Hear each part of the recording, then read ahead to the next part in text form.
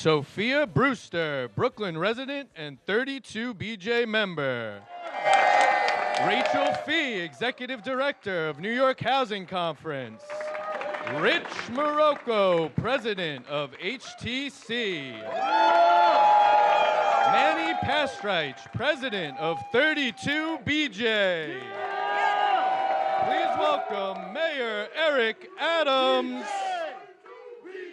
Please welcome State Senate Majority Leader Andrea Stewart-Cousins. And please welcome the 57th Governor of the great state of New York, Governor Kathy Hochul.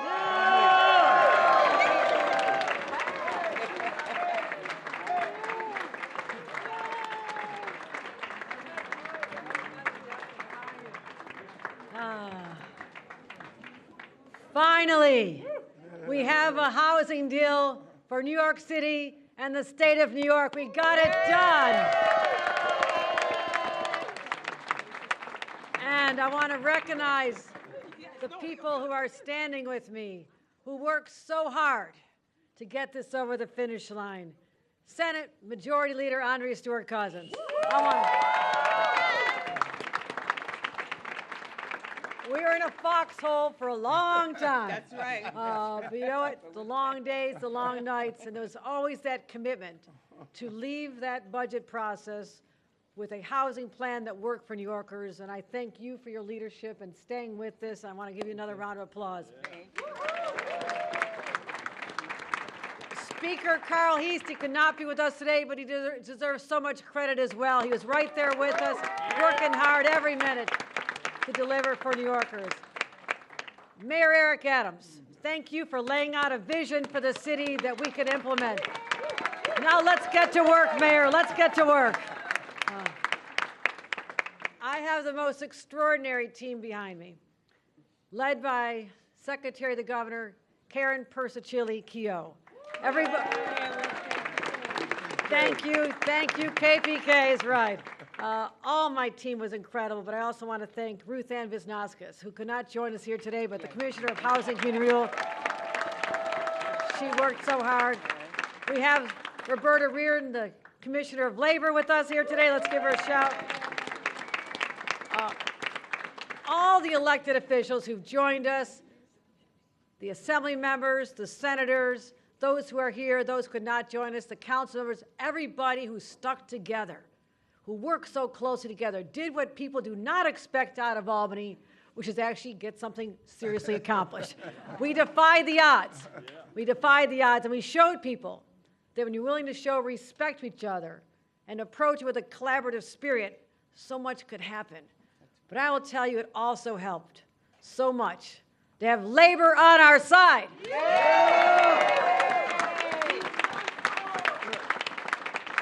Manny Pastrich, our host here at 32 BJ. Anybody from 32 BJ here? All right. Thank you, Manny. 32 BJ. I heard you loud and clear. Rich Morocco, President of the Hotel Trades Council. Hotel Trades in the house. HTC.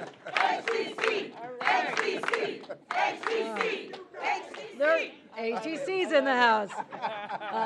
Gary LaBarbera could not join us. He's at a national conference. If anybody here from the building trades, if you're not, you should, well, you should be. Gary was instrumental in being there right where with us to make sure that we can have jobs, good paying jobs for union members, and that's what it's all about. So thank you, Gary LaBarbera. Also, Rachel Fee, Executive Director of the New York Housing Conference. Rachel, you're right there with us every step of the way, getting it done. And you're also going to be hearing from Sophia Brewster, a Brooklyn resident, 32 BJ member, who is going to be the voice of the people that we're helping here today as well. So let's you know, since I became governor 2.5 years ago, is that all it's been? It has been my vision for this state to be a place that's welcoming, that people want to have the dignity of home ownership or a place to rent. Teachers, firefighters, police officers, members of the labor union, can live in the communities they serve. right. They can afford to live where they work. I believed in this to my core, and I knew we could get it done. So today, we think about them and the seniors who want to live in their same communities, but they might want to downsize. They want to go somewhere else. But there's just nothing available for them. For a long time here in this city and the state, the doors to their next opportunity, their next home, have been closed because there's such a shortage of supply. Literally no room at the end. People could not find a place to live.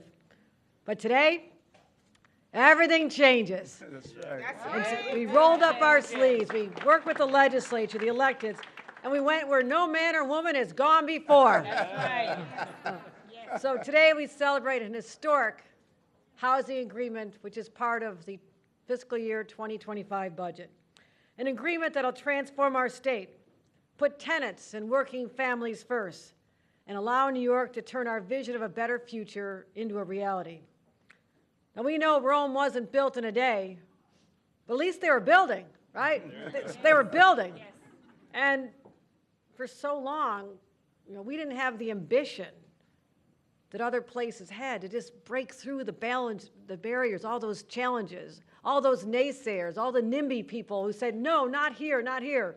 Because once they were in, they wanted to shut the door behind them and say, no, we're good now. Nobody else can come to this neighborhood. And that stifled our opportunity to have more opportunities for people to live here. And guess what? Supply and demand is at force here, right? Right? Think about it. You build more supply, the prices come down.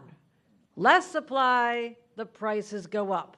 And when you have a situation in the great city of New York, which should have about an 8 to 7% vacancy, maybe 5% we can live with, it's at 1.4%, which basically means there's no place to go. You are trapped. If you're not here already, you're not coming in. If you want to go somewhere else when you're here, there's no place to go. That's the situation in the great city of New York right now. So, we all know past leaders did not want to take this on. Oh, you can get a little bit burned when you talk about controversial issues like I just described. But I'm proud to say that legacy of inaction has ended last week with this landmark, years in the making deal in Albany. And yes, I was the first governor in half a century to touch the lightning rod and put housing front and center. But it happened because I had willing partners. And again, I cannot say enough about this leader and the speaker and all the people they represented who said we must get this accomplished. And I'm so grateful for them. And we'll revolutionize the landscape all across our state, create the biggest expansion in tenant rights that New York State has seen in generations. And above all, we're going to build. We're going to build, build, build, and build. That's what we have to do. Thousands and thousands of new units of affordable housing. Incentives like the 485X, extended deadline for the old incentives, and also jumpstart construction so we can get the high-paying jobs for our union members. And as I said, a lot of people said it couldn't get done, but we finally realized that if there's a will, there's that strength behind us. We know the people want this done. It's empowering, my friends. We knew who we were fighting for every step of the way. Right. It's the people in this room and the people out there and everybody who ever is a New Yorker or wants to be a New Yorker. Because if you're not a New York, you're a New Yorker wannabe. We know that. We got it done. We also want to authorize the city to have a basement pilot program. Other cities have done this. This is how they're dealing with housing crises in other cities. Now people are saying, I don't want it in my neighborhood. Okay, your kid out of school wants to live at home for a little while. They get on their feet. Oh, you're not allowed. Grandma and grandpa can't live with you. No, you're not allowed. Let's break down these barriers and keep families together. This is what we're talking about.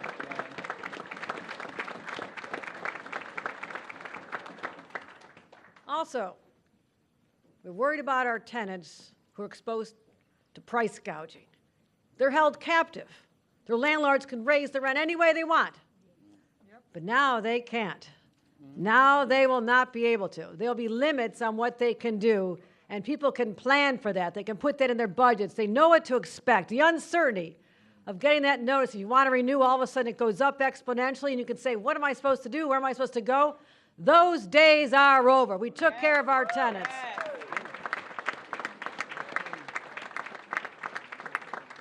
And what about those predatory investors who are trying to steal your home with deed theft? We're coming after them as well. Your days are up. Forget about it. We've got you. Right, Mayor? Take them down. It's not just the city of New York.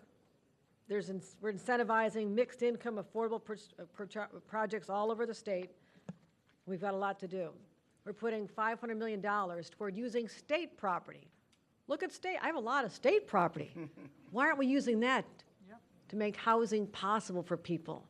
We're putting $500 million there to say, yes, we're going to be creative, innovative, and solve the housing shortage crisis.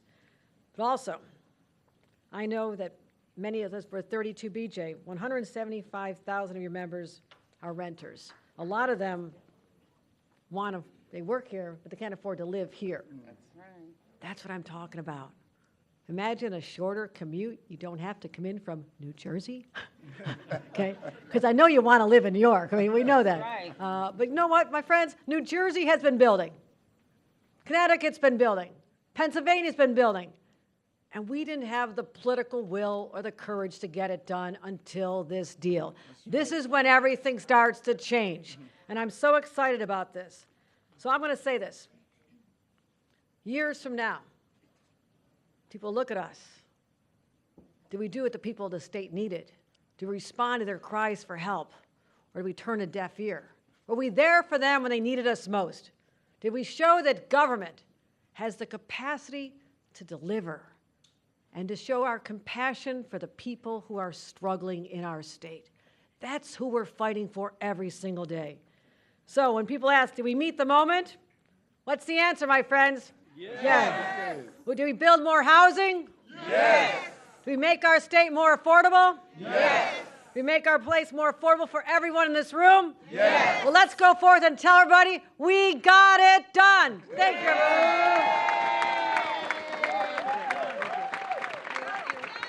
Thank you. Thank you.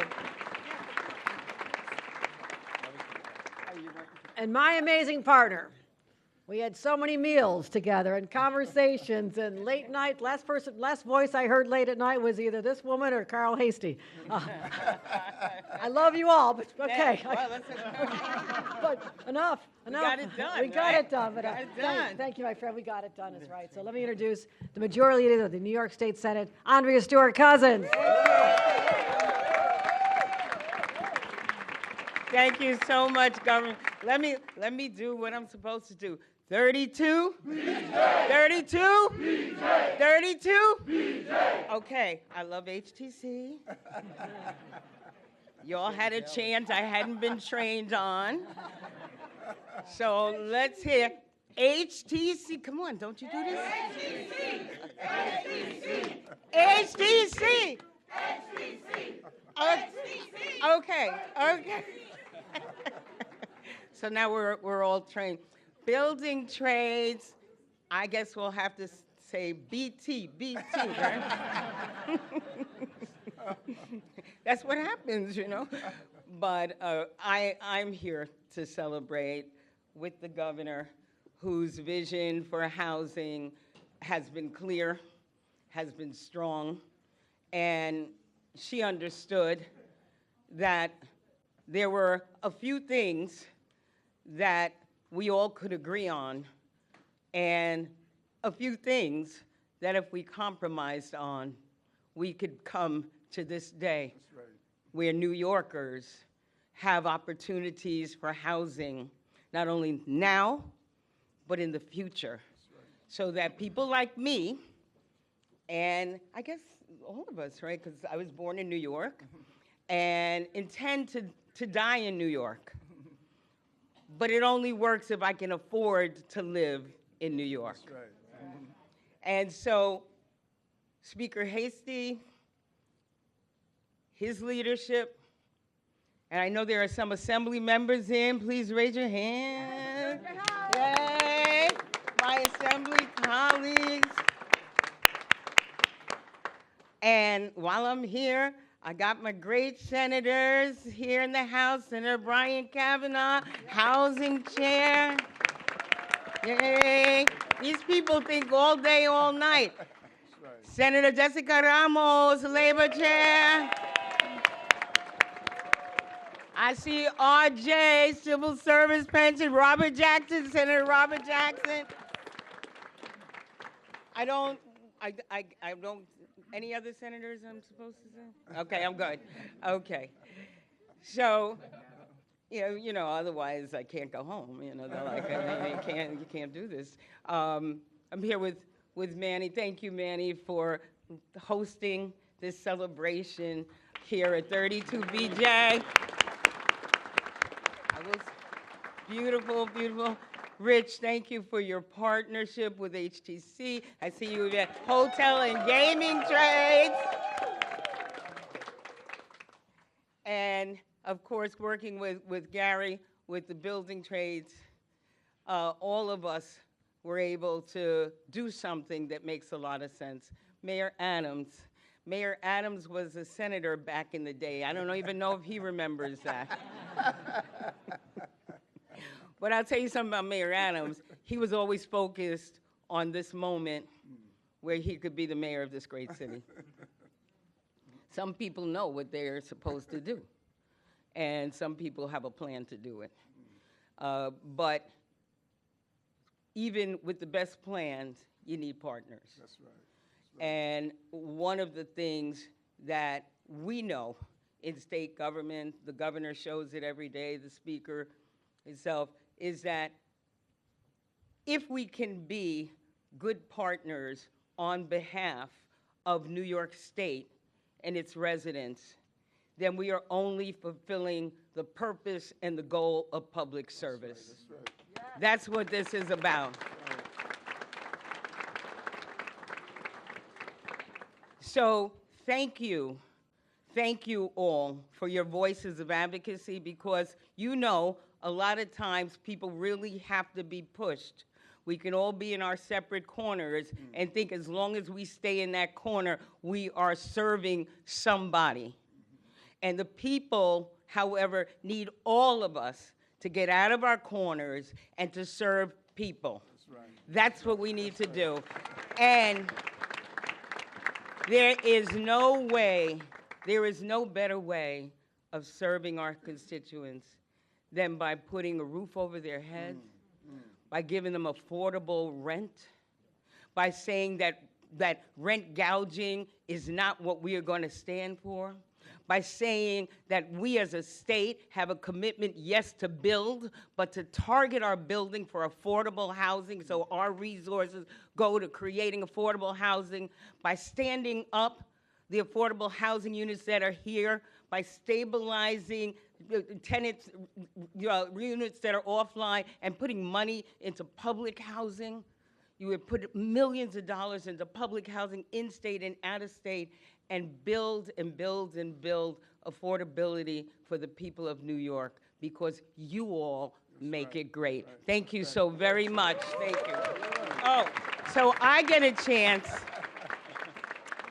to do my job and to ask to the podium the great mayor of the city of New York, Mayor Eric Adams.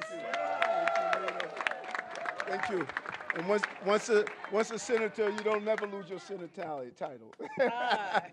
Really excited. As you know, you come in the house and you just need to know two letters and two numbers. 32. BJ. 32. BJ. And you can never ignore, who are we?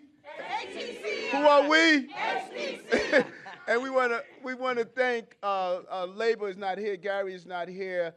This is such a significant moment, because I tell people all the time that housing is the precursor to sleep that allows you to experience the American dream. Everything is the foundation of that. When you have a home, you can sit around the table and plan for the future of your child going to college. You can talk those difficult conversations. You can actually feel a level of stability. And if you're a child that grows up in homelessness, you're less likely to graduate from high school. If you don't educate, you will incarcerate. And we know that this is the upstream mindset. And at the beginning of the session, I remember being at my off topic, and they were saying, these are difficult things to do. How are you going to get it done? And I sat back. I knew the conversation I had with the governor. I knew the conversation I had with the majority leader and with the speaker. They were clear. This city went through so much, and we wanted to make sure that we're going to be there for you. And when you look at the package that they delivered with Assembly Member Speaker Carl Hastie, when you look at the package impacts you. The package impacts you directly. They went after illegal cannabis. On your block, you're tired of the illegal cannabis being open over again. They went after how do we ensure we get mayoral accountability with the substance, because Chancellor Banks, we're outpacing the state in the reading and writing. Those are your children. They went after to make sure that we can build better and higher with FAR cap lifted. This is the community that you represent. We wanted to make sure, when I think about Candace, what you have done for years around raising the food service workers and fighting so that when they get their wages increased, they should not have to leave our city. And we couldn't have done it alone. When Tiffany Raspberry and the ever-present Ingrid Lewis-Martin, my partner, went to Albany and spoke with some of the people that are here, Senator Robert Jackson, Senator Jessica Ramos, Assemblymember Tony Simone, Alex Borges, Council Speaker who has advocated for this housing issue so long, Council Deputy Speaker Diana Ayala, that's here. We talked about Brian Kavanaugh, and my sister from the Bronx, the BK, Assemblywoman Tapio, the Assemblymember Manny De Los Santos, all of them coming together because they come from your communities. They represent you. When we talk about safer subways, we're talking about you. You swiped your Metro card. When we talk about mental health issues, they're talking about the family members that we all know. These are your issues. You have blue-collar people running the blue-collar union state, getting the issues and presenting the issues that are important. So Rich and Manny, I cannot thank you enough, not only for housing us here today, but being a place where we can house our issues. This is such a victory for us. The impossibility of people going to their separate corners and stating that we're not going to be able to come in the middle. What these two women and Speaker Hastie accomplished with their teams is going to have rippling impacts on the quality of life of New Yorkers for generations to come. It's going to add to the 2,500 units of affordable housing, 100% affordable housing at Willis Point Stadium. Not only are the baseball players going to hit it out the park, but the union members that's going to build the school, the soccer stadium, and the housing are going to hit it out the park as well. It's going to add to what we have done, and as we move forward and continue to build. I am so excited about the tools that the Speaker, the Majority Leader, and the Governor is giving us after the years of going through what we went through and not getting everything we needed from the federal government. They said we were going to deliver. They promise made, promise kept. And today we're celebrating that promise. We have an obligation now to put shovel in the ground, build housing, so you don't have to leave your city. And if you're like me, I can finally tell my son, go get your own apartment. These are the moments we go into government for. These are the moments we do what we're doing. And I am just so proud of these lawmakers in Albany, from making sure we get the funding for the migrants and asylum seekers, to making sure that we create the environment that you can raise healthy children and families. I know that we're caught up in the political moments all the time, that we don't have the opportunities to pause for a moment and reflect the power of the faith-based industry, our union members, all the advocates, everyone coming together and saying we can live in a New York that's inclusive, that would include everyone, to be a part of it. The prosperity of our brand must turn into the popularity of everyone in the city. Thank you, Albany, for delivering for the city of New York. Am I doing you? Let me go down my list. My brother Manny, come on up. This is your house. All right. 32. All right, this is just a beautiful, beautiful crowd. It's a day that I know with Candace and others we tried to imagine 6 months ago, and the fact that it's happening today, this sea of purple, the sea of blue, is really, really touching to me. I just want to welcome all the elected leaders today, so many friends at 32BJ, leaders who care about working people, leaders who helped make this progress we have today possible. So is all of labor in the house today? Yeah! It is, and this plan is important to all of New Yorkers, but it's especially important to working New Yorkers. It's important to the people who make this city run, the essential workers we need to make this city happen, and things happen every single day. And I just want to start really by acknowledging all our labor partners, but I want to start with my brother Rich Marocco, who is with us from the beginning to the end, an incredible partner on this. Let's give it up for Rich. Let's give it up for HTC. Thank you so much for being there. DC9, the PEF, so many, the nurses, so many labor partners were with us through this process, and without them, we would not gotten the voice of working people out. I got one question. What kind of power do we have? Union power.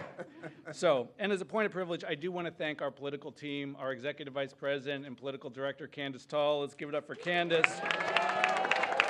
Our Deputy Director, John Tritt, our Coordinator, Deandra Khan, and our Research Policy Director, Amy Sugimori. They really were center of this for us, and we appreciate what they did. But let me turn to some of the big key players here. Mayor Adams, welcome back to your union home. We're always glad to have you here. You've been a tremendous friend to unions. You've been a friend to working people in our great city. And you have championed affordable housing and led the way with your powerful voice, and we appreciate it. From day one, you've been the mayor who truly understands why housing matters for working people. So thank you. Let's give it up for the mayor. And then our legislative leaders. Senate Majority Leader Andrea Stewart-Cousins, Assembly Speaker Carl Hasty. You got done what many thought was impossible. Right. I remember a conversation I had with the Majority Leader 18 months ago where she was very clear about what it would take to have progress in the Senate. And follow-up conversations, she provided very firm reminders, which I tried to listen and learn from.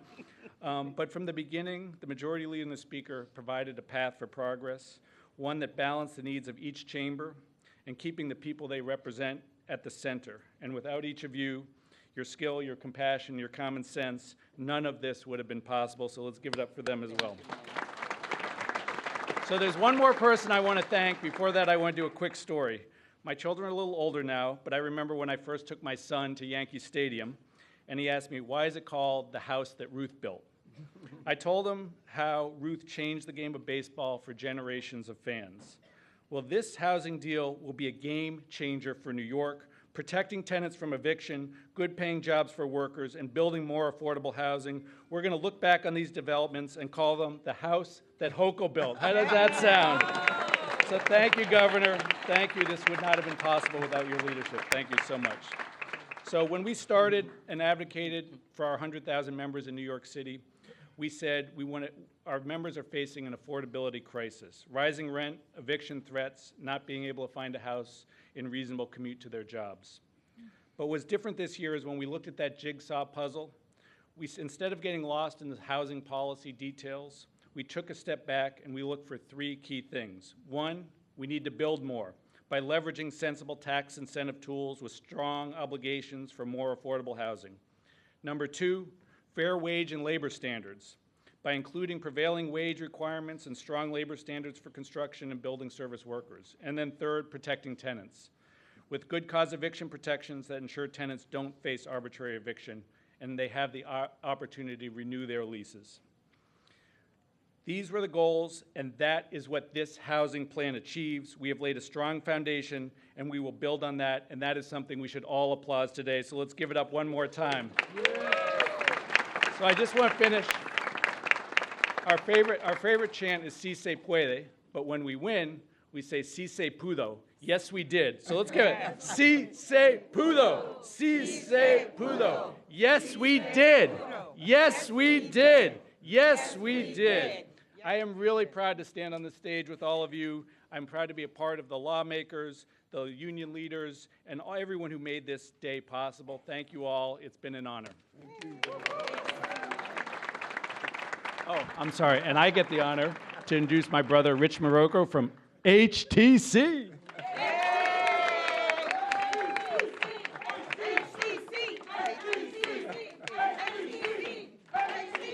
Hi.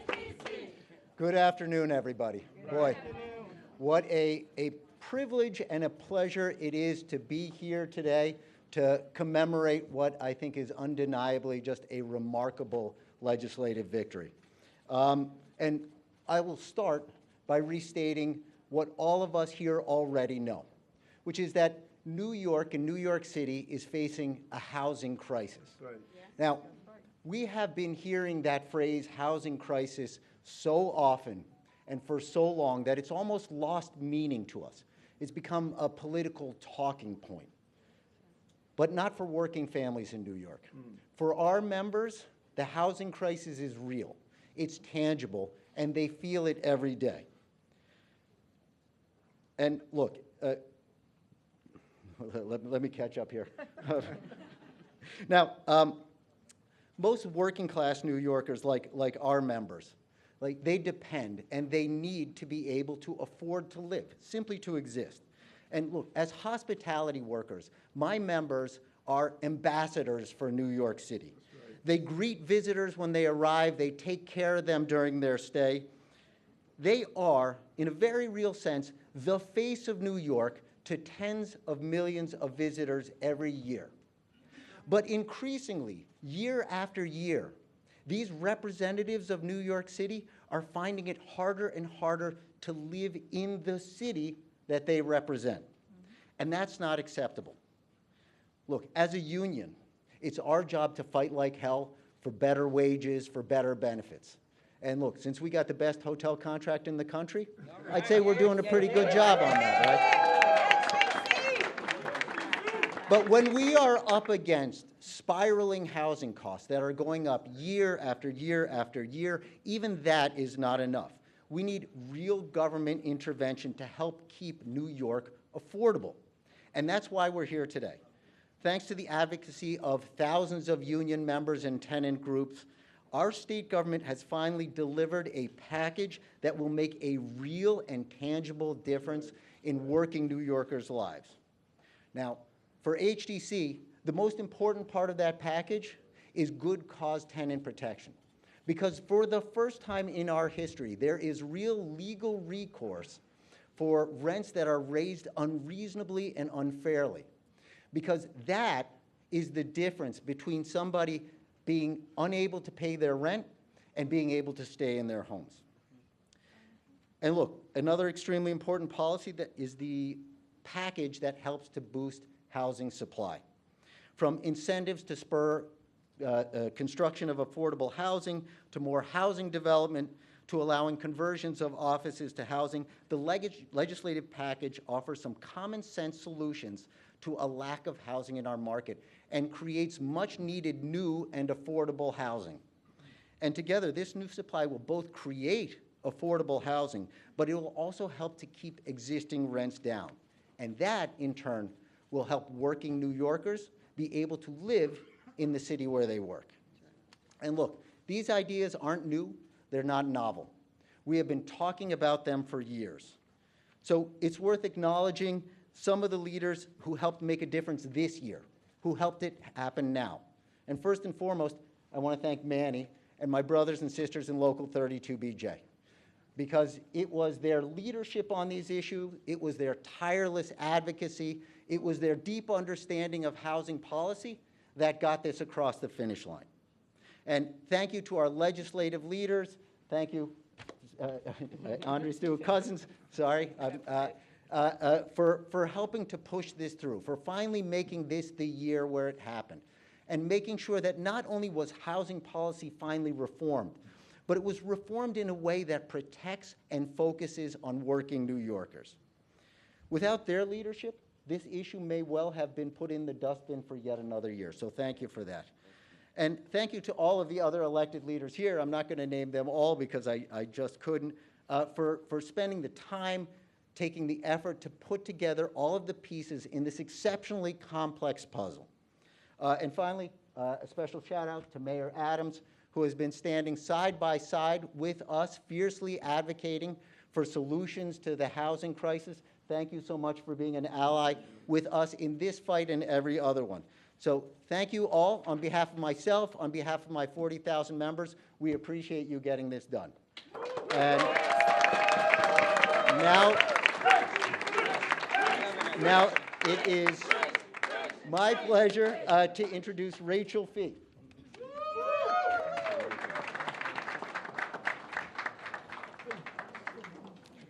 So exciting to feel all this energy for more housing in the room. Yeah. Good afternoon, everyone. My name is Rachel Fee. I'm Executive Director of the New York Housing Conference.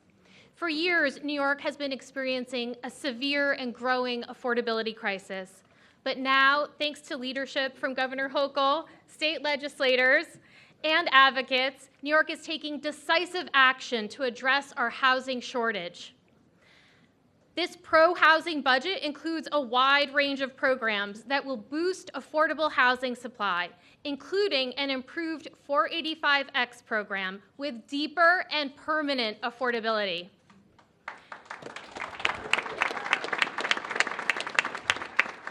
New Yorkers will also benefit from conversions of offices and basements to residential housing, statewide tax incentives for new rental housing and accessory dwelling units, and a ban on insurance discrimination of affordable housing. These policy changes will help increase housing supply, eventually bring down rents, and ultimately make New York a more affordable place to live for renters and homeowners. For the last decade, my organization has supported many of the policy solutions enacted in this budget. And year after year, it seemed impossible for Albany to reach agreement. But recognizing the urgency of this moment, this year, Albany's leaders have stepped up. This budget is a significant achievement for affordability, livability, and opportunity for New Yorkers. Thank you again to Governor Hochul and the state legislature. The New York Housing Conference will continue to work alongside you to ensure that every New Yorker has access to safe, decent, and affordable housing. Thank you. Next up is Sophia Brewster.